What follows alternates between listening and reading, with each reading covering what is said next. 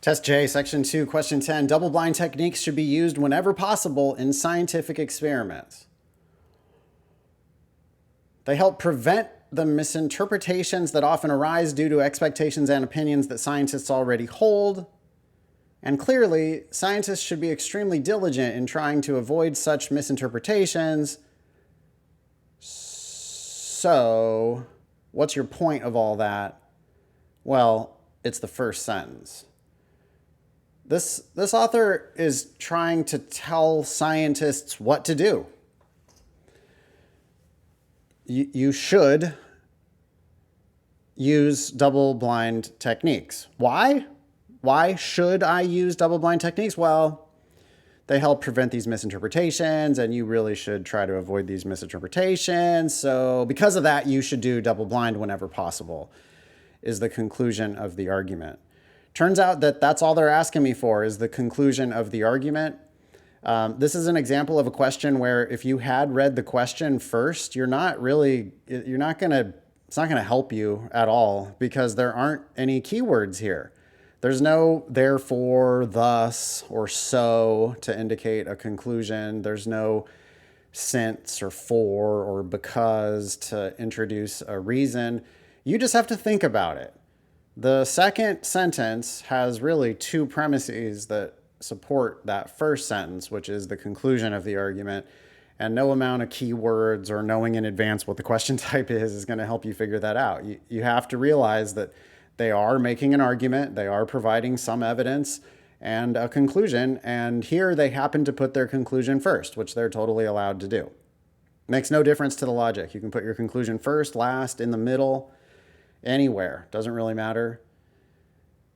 So the conclusion of the argument is that first sentence. As I head into the answer choices, I'm looking for double-blind techniques should be used whenever possible in scientific experiments. A, scientists' objectivity may be impeded by interpreting experimental evidence on the basis of expectations and opinions that they already hold.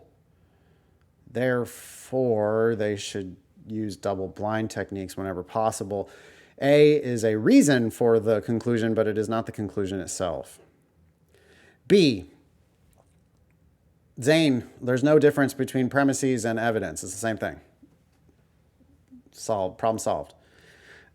B, it's advisable for scientists to use double-blind techniques in as high a proportion of their experiments as they can. You should, it is advisable, use double-blind techniques in as high a proportion, which matches whenever possible.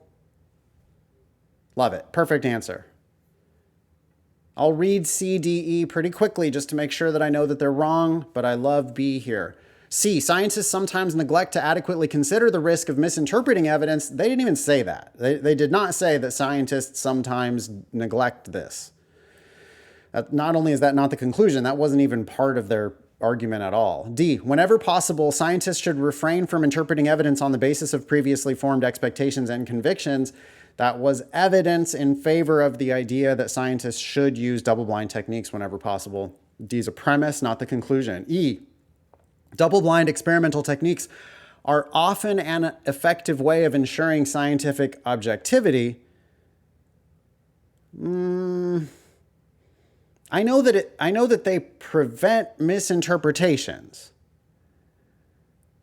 I'm not so sure that they ensure. No, ensure is way too strong. They don't ensure scientific objectivity. Just because you have double-blind experiment does not mean that you are it's like guaranteed that you're going to be objective. No way. E is more than what the argument actually said, so I can dismiss it on those grounds. Answer is A because, yep, they said that, and it is the conclusion of the argument. It matches the first sentence, which was their conclusion.